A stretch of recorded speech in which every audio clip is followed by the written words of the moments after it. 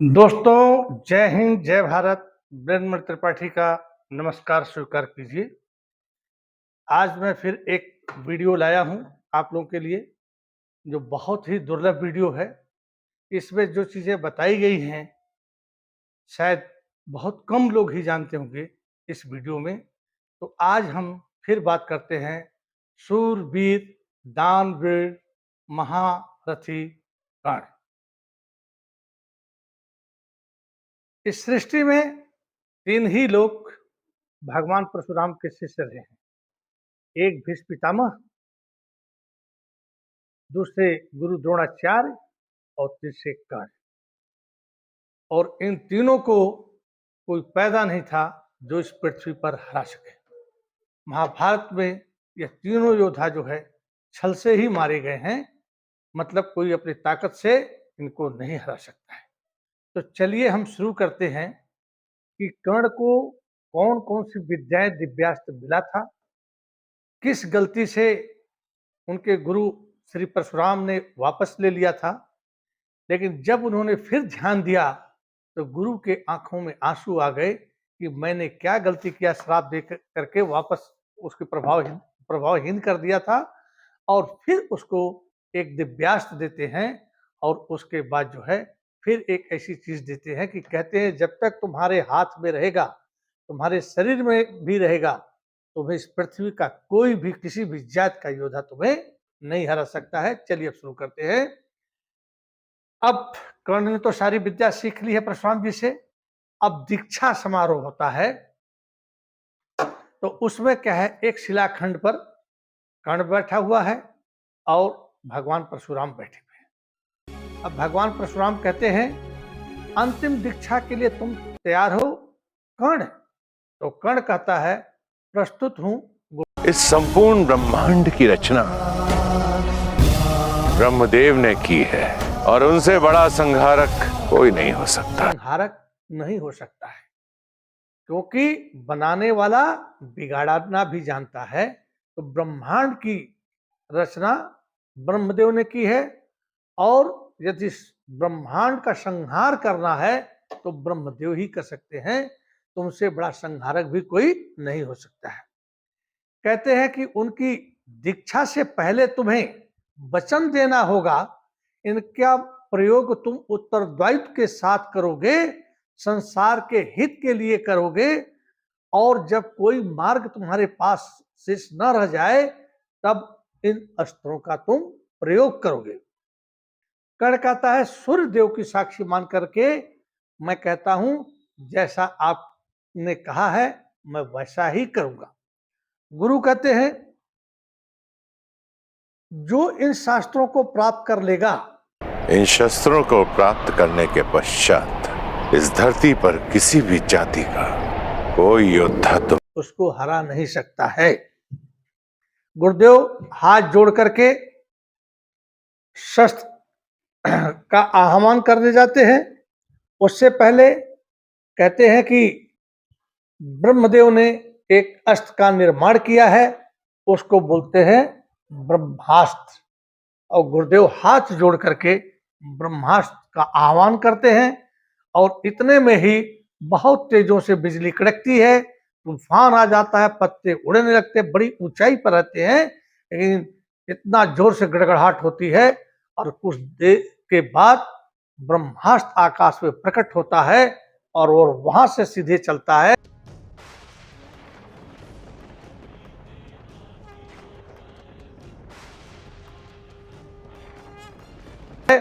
और कर्ण के शरीर में प्रवेश कर जाता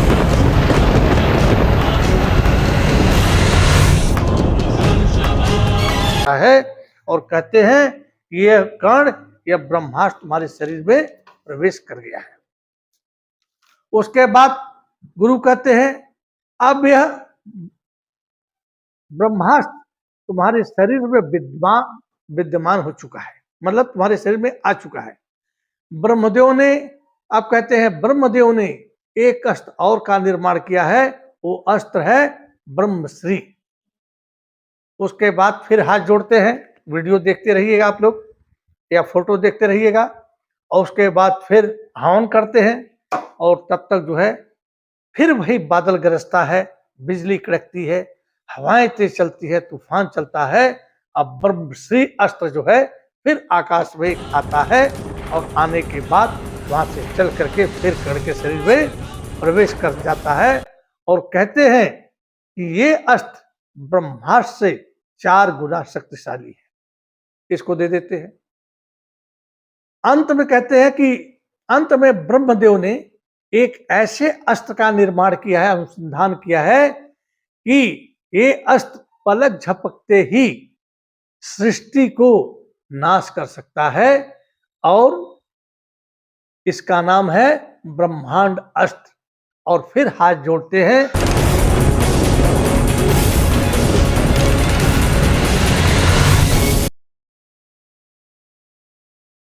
गड़गड़ाहट की आवाज होती है और ब्रह्मांड अस्त्र प्रकट होता है और कर्ण के शरीर में प्रवेश कर जाता है।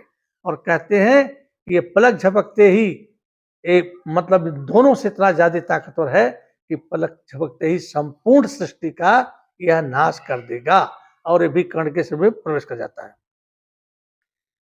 अब कहते हैं कि और कुछ कर्ण कहता है कि गुरुदेव मुझे इन तीनों दिव्यास्त्र जो हैं उनके अनुसंधान की विधि बता दीजिए कि मैं इनको कैसे प्रकट करूं और कैसे मेरे सामने आए। तो गुरु कहते तुमने बहुत अच्छा प्रश्न किया है और कहते हैं कि इसके अनुसंधान की विधि है कि तुम मन को एकाग्रचित करके और इस स्थान का, इस समय का स्मरण करना। यह दिव्यास्त्र तुम्हारे सामने तुम्हारे प्रयोग के लिए प्रस्तुत हो जाएंगे और आशीर्वाद देते हैं। अब फिर गड़गड़ाहट होती है और उसके बाद झटका लगता है कर्ण को और इसको अनुसंधान की विधि जो है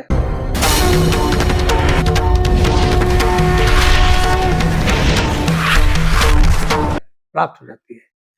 हमारे वेदों में भी लिखा है कि मंत्रों की शक्ति बहुत ज्यादा होती है।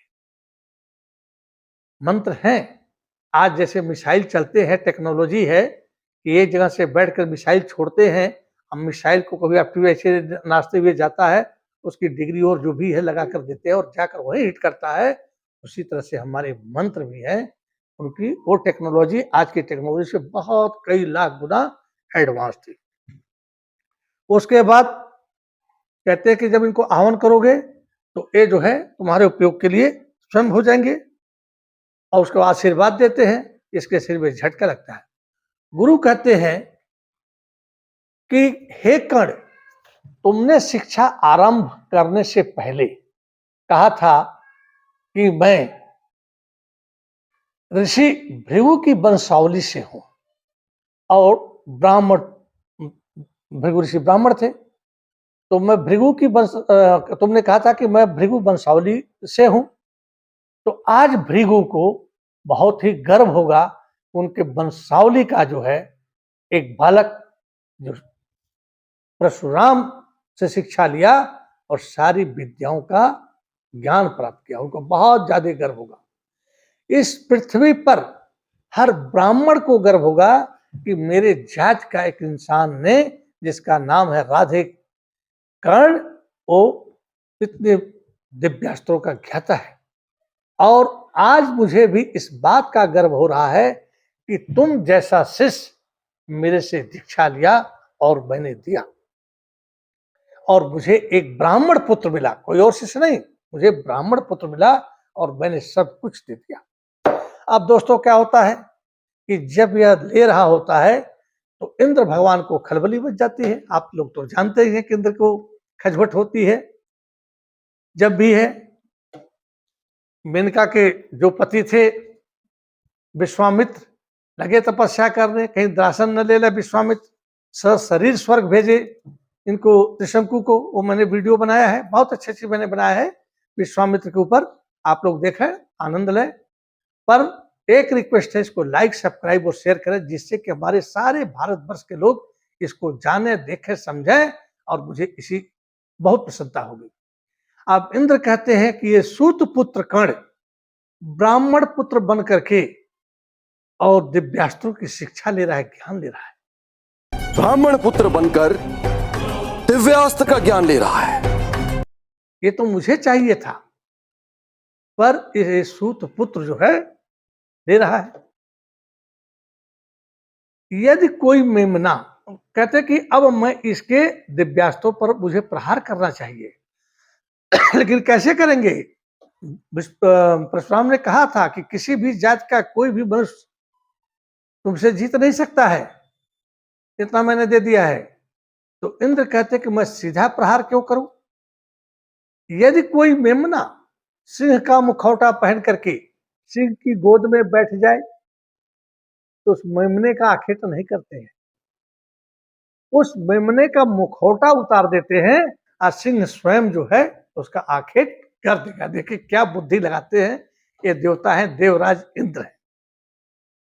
तो कहते हैं कि सिंह स्वयं कर देगा। सबसे अब बड़ा अभिशाप तो तब होता है जो वरदान खुद का जो है अभिश्राप बन जाए। सबसे बड़ा अभिशाप तो वो होता है जो खुद का वरदान खुद के लिए अभिशाप बन जाए, जैसे कि मुझे कुछ मिला है और वही मुझे जो है नुकसान कर दे। तो ये इंद्र इस पर जो है एक चाल चलते हैं, वो बताऊंगा मैं आपको। अब आगे क्या है कि गुरुदेव जो है और कर्ण जो है, एक पीपल के वृक्ष के नीचे कर्ण बैठा है, परशुराम उसके जंघे पर अपना सर रखे हुए हैं और कह रहे हैं कि मुझे ऐसा लग रहा है कि मैं मुक्त हो गया हूं। कह रहे हैं कि मुझे ऐसा लग रहा है कि मैं मुक्त हो गया हूं। मेरा मन ऐसे जलता था जैसे रेगिस्तान में रेत तपता है। यह ताप तब ठीक हुआ जब मुझे श्री राम के दर्शन हुए। उसके बहुत वर्षों के बाद मुझे एक शिष्य मिला, भीष्म पितामह, और मेरे मन में हलचल हुई और मुझे उसको भी आशीर्वाद देना पड़ा, क्योंकि कोई अपनों से खुद लड़ सकता है। इसकी कहानी मैं आपको बताऊंगा कि भीष्म पितामह के बारे में ऐसा क्यों कहे, जब मैं सीरियल बनाऊंगा तो उस पर आपको बताऊंगा। उसके बाद कहते हैं कि आखिर में उसको आशीर्वाद मुझे देना ही पड़ा और आक्रोश और शक्ति अभी मेरे अंदर शेष रह गई थी, तो तुम जैसा जो मेरे पास मिला, मैंने अपना सब कुछ तुम्हें दान कर दिया, तुम्हें दे दिया। अब और उससे पहले कहते हैं कि मैंने भीष्म पितामह को किया, उसके बाद मैंने कसम खाई थी कि मैं कभी भी अस्त्र नहीं उठाऊंगा। कसम खाई थी मैंने अस्त्र नहीं उठाऊंगा, तो मैंने अपने सारे अस्त्र और शस्त्र अपने प्रिय शिष्य द्रोण को समर्पित कर दिए, द्रोणाचार्य को। तो उन्होंने, मैंने पहले बताया था कि द्रोणाचार्य भी, और जो थोड़ा बहुत आक्रोश रह गया था, तुम आए क्षत्रियों के वेश में और मैंने, हे ब्राह्मण पुत्र, वो मैंने तुम्हें दे दिया और तुम्हारी तुलना और किसी से तो नहीं की जा सकती है, पर तुम्हारी तुलना होगी तो सिर्फ स्वयं मेरे परशुराम से होगी और किसी से नहीं होगी। और सारा दिव्यास्त्र मैंने तुमको दे दिया। अब मन बहुत हल्का हो गया है और उसके बाद दीर्घ आयु हो ब्राह्मण कुमार, तुम हमारा नाम तीनों लोक में अमर करोगे। कर्ण कहता है, अब लेटे हुए मंद मंद हवा चल रही है, कर्ण कह रहा है कि गुरुदेव मुझे कुछ कहना है। तो गुरुदेव कहते हूं, मतलब उनको नींद आ रही है अब धीरे धीरे गुरुदेव को।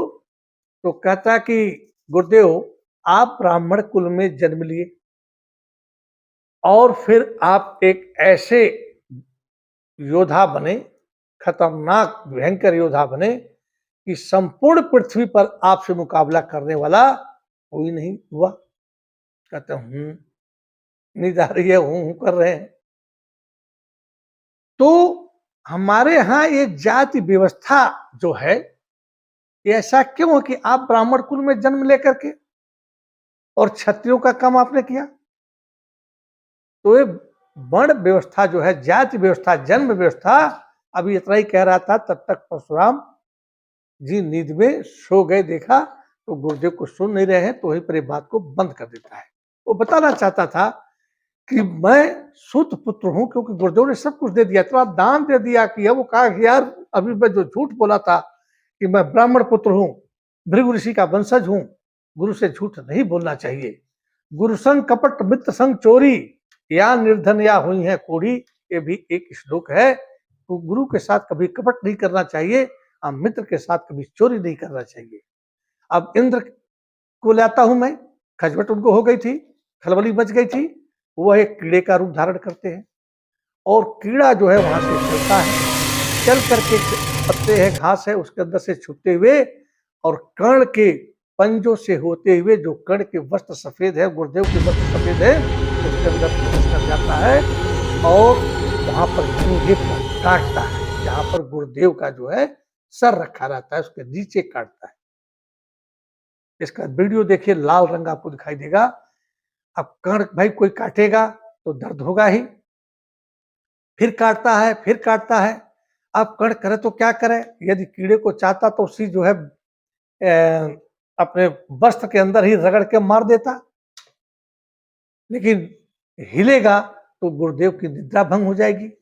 और गुरुदेव के प्रति इतना समर्पित था कि गुरुदेव ने इतना उसको दे दिया था बाण सीखने के लिए, तो कहा कि कितने भी पीड़ा होगी पर मैं गुरुदेव जो शांत अवस्था में निद्रा में सो रहे हैं, मैं दखल नहीं दूंगा। और कीड़ा काटता गया, खून बहता गया, नीचे पत्ते देखिए वीडियो में लाल हो गए और थोड़ा सा खून जब गुरुदेव के शरीर में लगता है गरम गरम, रक्त कैसा, गुरुदेव बैठ जाते हैं, पत्तों पर निगाह जाती है, खून ही खून। उसका गुरुदेव खड़े हो जाते हैं और इतना काट दिए रहते इंद्र कीड़ा बन करके कि मुश्किल से खड़ा होता है, पूरे धोती में लगा हुआ है। कहते हैं कि अब तब तक इंद्र जो है कीड़ा जो हाथ से लेकर के भाग रहे होते हैं, उसका वीडियो देखिए। कहते हैं कि तुमने इतना कष्ट सहा, क्यों सहा? तुम इसको भगा सकते थे, इसको मृत्यु का द्वार दिखा सकते थे, पर तुमने ऐसा क्यों किया? कष्ट सहते रहे, पीड़ा सहते रहे। तो कर्ण कहता है कि ये रक्त क्या है गुरुदेव, मैं अपने गुरु की शांति के लिए, उनकी निद्रा के लिए, उनके आराम के लिए इससे भी ज्यादा मैं रक्त बहा सकता हूं।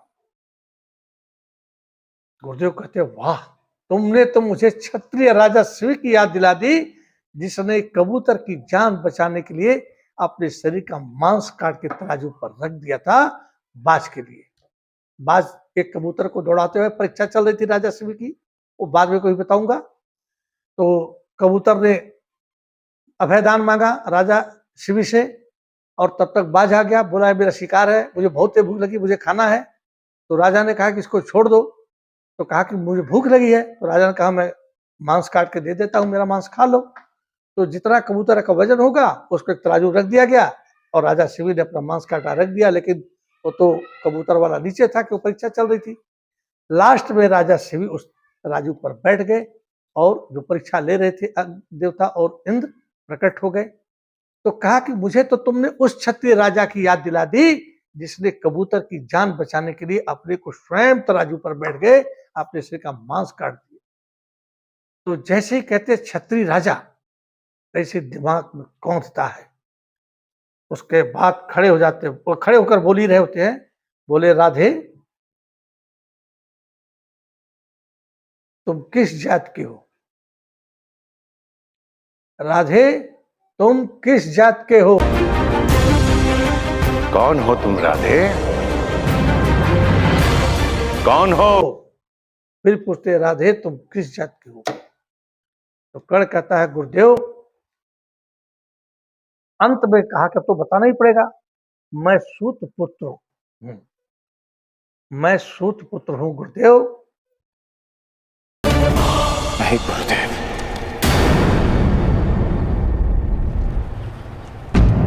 तुमने मुझसे झूठ बोला, तुमने मुझसे छल किया, ऐसा क्यों राधे? तो कहता है गुरुदेव, सूत पुत्र को कोई धनुर्विद्या सिखाना नहीं चाहता था और मेरे अंदर एक ज्वाला थी कि धनुर्विद्या सीखने के लिए, मैं गुरु द्रोणाचार्य के पास भी गया था, उन्होंने भी मुझे कहा कि मैं 105 राजपूतों को, पांडव और कौरव को सिखाता हूं, तुम्हें नहीं सिखा सकता हूं। और उसी द्रोणाचार्य पास एकलव्य भी गए थे, उनको भी नहीं सिखाई। तो बोला कि एक सूत पुत्र को कोई धनुष विद्या नहीं सिखाना चाहता था, तो बताइए मैं मजबूर होकर के आपसे झूठ बोला कि मैं ब्राह्मण कुमार हूं, ब्राह्मण पुत्र हूं। तो मैंने कोई गुनाह नहीं किया, सिर्फ धनुष विद्या। बोला तुमने गुनाह किया है, तुमने गुरु से झूठ बोला है, तुमने गुरु को धोखा दिया है, तुमने गुरु से छल किया है, कपट किया है। तो कहता है गुरुदेव मैंने सिर्फ एक ही झूठ बोला है, छल किया है धनुर्विद्या सीखने के लिए। तो कहते नहीं, छल नहीं, तुमने विद्या सीखी नहीं है, तुमने चोरी की है। और चोरी किया हुआ परशुराम की विद्या बहुत दुखदाई होती है। मैं जगदम्ब पुत्र, जगदम्ब ऋषि थे, इनके पिता थे। मैं जगदम्ब पुत्र मैं जमदग्नि पुत्र परशुराम तुम्हें श्राप देता हूँ। परशुराम तुम्हें श्राप देता हूं कि जो भी तुमने आज तक सीखा है वह तुम्हारे काम नहीं आएगा। और जब तुमको बहुत जरूरत होगी, जो मैंने अनुसंधान की विधि बताई है, तो श्राप है।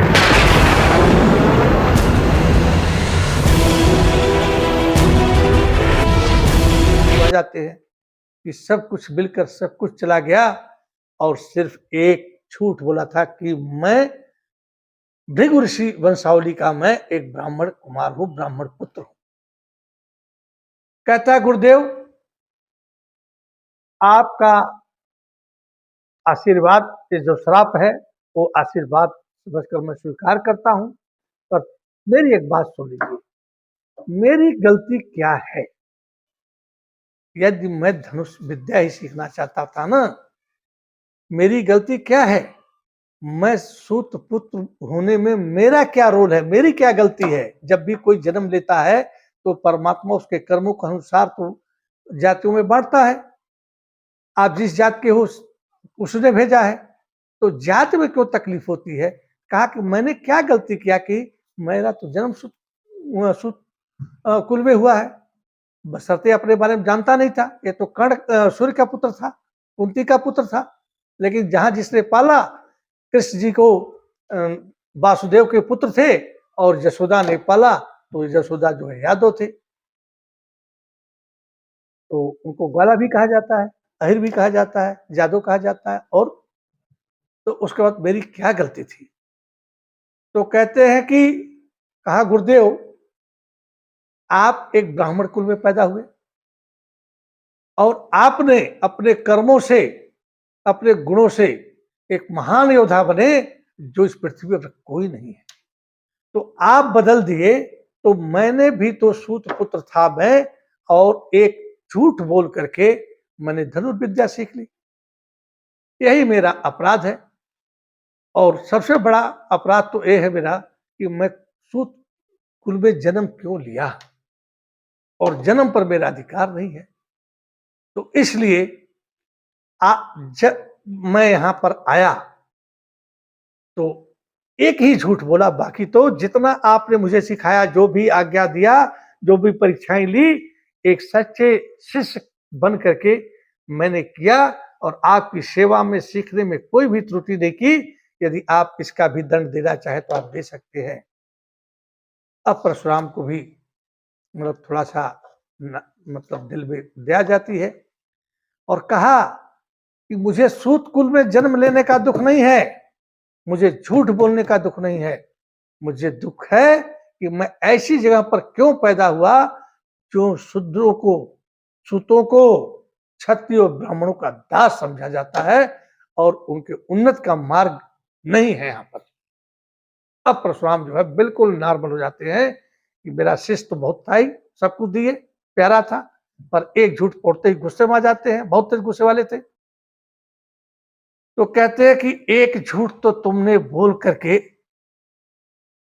तुमने अभिशप्त हो गए, मैंने तुम्हें श्राप दे दिया।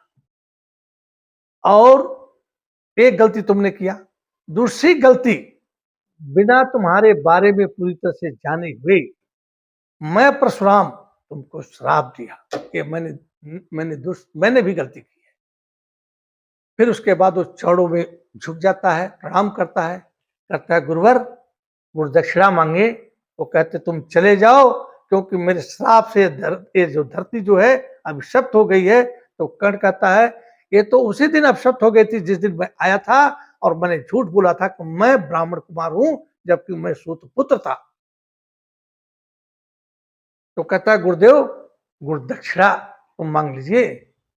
तो कहते हे राधे हे कर्ण, मैं क्या गुरुदक्षिणा मांगू, मैंने जो कुछ भी तुझे दिया था वो तो मैंने वापस ले लिया, तो मैं क्या गुरुदक्षिणा मांगू। फिर कहते हैं कि हे